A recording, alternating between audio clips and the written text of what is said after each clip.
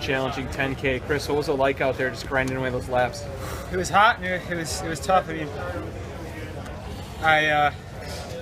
it sucks because I know that would be my type of race, and I know too that that's, you know, Jerry almost called it exactly. He was a little more aggressive. Good, how are you? You know, it was earlier than I thought, but it's been a good week. It's exactly what happened to me 4 years ago in terms of making a really hard move and just trying to intimidate people. You know, nobody wants to have people around him on a last lap, even a guy with a great kick up. And so, you know, I mean, I thought that he was doing it at the beginning. I was like, dang, that is early. And then he came back and did it again. And it just, you know, I figured he wouldn't want guys around at the end, just given that he's doing marathon training. And I didn't get up far enough, so I just had to come so far back. And I just don't have the fitness right now. As simple as that. I mean, maybe there's some alternate reality where I can get in that gap between Legat and where I can follow career and he and I can duke it out for third. But you know, once I was separated and kind of in the wind, and you know, I followed Scott for a little bit, and he followed me for a long time. And it was just, you know, the legs were dead. They had nothing. And you know, it's been a frustrating year just because I finally had 3 good months of training, but I'm kind of finding out that only 48 hours ago. You know, it's more about the last 18 months. And with the U.S. is so deep right now, there's going to be 3, 4, or 5 guys in every event who are coming off a really good 18 months of just solid running. And yeah, the legs just weren't there. I got 7. Considering what you did at Pre, I mean, you were really struggling at Pre to come back out and have the race kind of that you did. Like, how far has your fitness progressed over the last 4 or 6 weeks? Well, I've been working out with 3 tremendously fit guys up in Park City and Salt Lake City. Ryan Hill, Mohamed, and Lopez Lamong. And I haven't finished a work with them yet, so and I felt pretty good about a few of them. So they're monster fit. And, you know, it's just that aerobic strength to absorb a move and then recover just hasn't returned yet. I know it's still there. You know, because less running guys say time will go away. I hope. So, you know, I know that if I just put in another year of just solid training, a couple of solid cycles, I'll get back to that point. But it's obviously very frustrating to not be at that point at an Olympic trials that I think set up for you pretty well. There was so much carnage up front. Did you realize you were in fourth? I knew where I was. I mean, I could see. What really demoralized me was I didn't look at any lap times, but I had to run the standard. And so I looked with 5 to go and saw I needed to run 5 flat. It's like, well, that's not going to happen. So that took me out of it a little bit, and at that point I was just kind of going for pride. And I actually thought that I dropped Scott at one point, I think.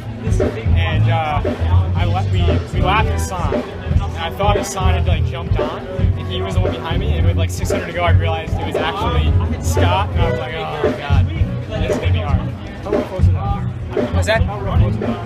It was really rough. I mean, it's hard to tell because I'm not super fit for a 10 right now, but I mean, I think you saw the carnage. It just, when it's hot like that, it's hard to recover. Once you go over a line, it's hard to come back.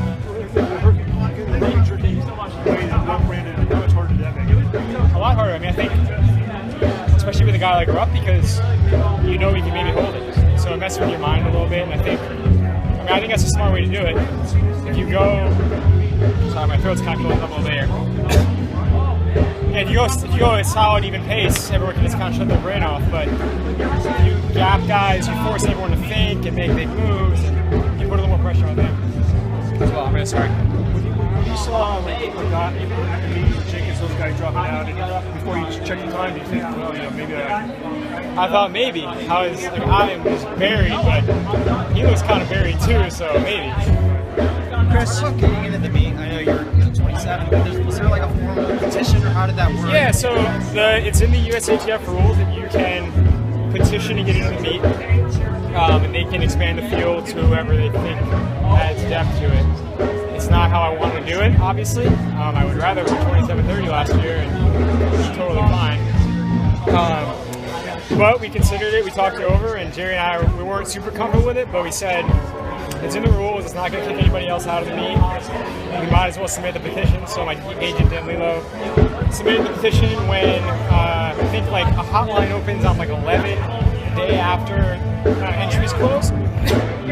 And so we submitted it right away, and they accepted it pretty much right away. So I can't. Chris, are you still going to come back in the 5K? So, what's your, coming away from this, obviously, like you said, it's disappointment. I mean, you ran really well, but for not being in the fitness you want, what's your mindset going to the 5K then?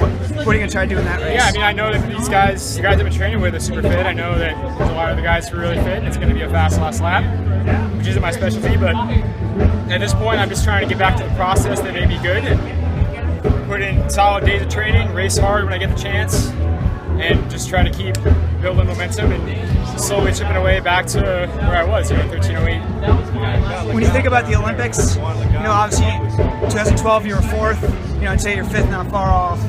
Just bad luck with the injury, the timing of the years, because a couple years ago you were 2nd in this race. Sure. What's your mindset as far as that go? Do you say is it really, obviously it's frustrating, but then are you still well, I'm going to do it in 2020, do you feel kind of just lost about it? What do you? Yeah, I mean, there's a saying, all glory is fleeting, but regret is forever. So I'll obviously be thinking about all the stuff I messed up on, and I think I didn't run my best race 4 years ago, and I didn't do a smart job managing my training leading into this cycle, and yeah, I'll just have to live with that regret, I guess. I mean, I don't think it'll ever really go away. I don't think it necessarily makes me a bad person, just like when I ran well, it didn't make me a good person. You have the 5K coming up.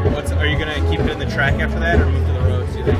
Yeah, I'm gonna try to probably have a summer track season, maybe do some road races, just see what opportunities are there. And I don't think I'm gonna put the marathon off for at least another year and a half or so, just because I want to have, like I said, kind of 2 or 3 good cycles. So there's 18 months, 2 years of good training behind it when I do it, as opposed to just one good build-up. 4 years ago, coming out of Stanford is the kind of the big shot out of college. And the last 4 years, reflect on it, probably hasn't gone the way you wanted, but yeah, sure. I mean, I think as a runner, my career was pretty picture perfect up until my senior year of college, maybe.